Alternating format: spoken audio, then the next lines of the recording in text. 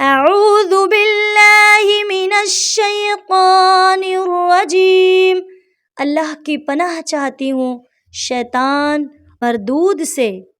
بسم اللہ الرحمن الرحیم، اللہ کے نام سے شروع جو نہایت ہی مہربان اور رحم و کرم کرنے والا ہے۔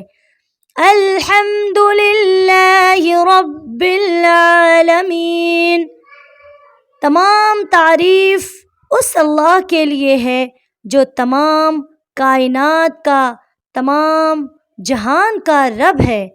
الرحمن الرحیم، جو رحمان ہے رحیم ہے۔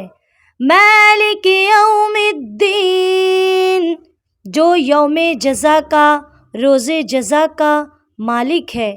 ناظرین، روز جزا کا مالک ہے، اس کا مطلب یہ ہے کہ اللہ اس دن کا مالک ہے جس دن انسان کے اچھے اور برے کرموں کا پھل دیا جائے گا۔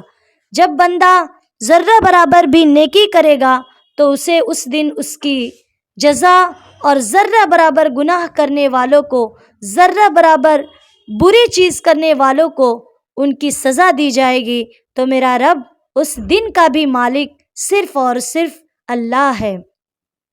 ایاک نعبد و ایاک نستعین، ہم تیری ہی عبادت کرتے ہیں اللہ، اور تجھ سے ہی مدد مانگتے ہیں۔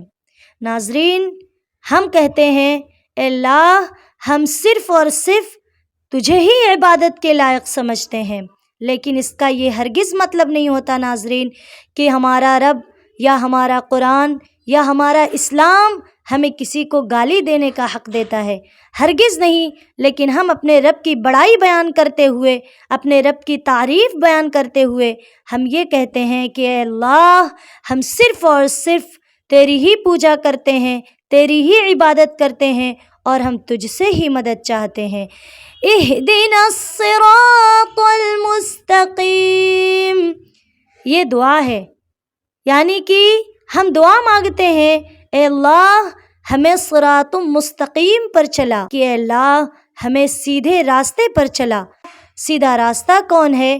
اللہ اور اس کے رسول صلی اللہ تعالی علیہ وآلہ وسلم نے جو راستہ ہمیں بتایا وہ سیدھا راستہ ہے، یعنی کہ ہمیں کسی کے ساتھ کسی کا حق نہیں مارنا، کسی کی غیبت چغلی نہیں کرنا، ہمیں اللہ کو ایک ماننا، پیارے آقا صلی اللہ تعالی علیہ وآلہ وسلم پہ ایمان لانا، ان کی کتاب پر ایمان لانا، اور اچھے اخلاق پیش کرنا۔ اس میں بہت ساری چیزیں آ جائیں گی، اور جو خاص چیز ہے وہ یہ ہے کہ اللہ ہم صرف اور صرف تیری عبادت کرتے ہیں اور تیرے محبوب پہ، تیری کتاب پر ایمان لاتے ہیں۔ تو اللہ ہمیں وہی راستے پر چلا جو صحیح راستہ ہے، جو تو نے بتایا ہے۔ صراط الذین انعمت علیہم، اللہ ہمیں ان کے راستے پر چلا جن پر تو نے اپنا انعام فرمایا، یعنی کہ اے اللہ ہمیں ان کے راستے پر چلا جن سے تو راضی ہو گیا۔ غیر المغضوب علیہم ولا الضالین،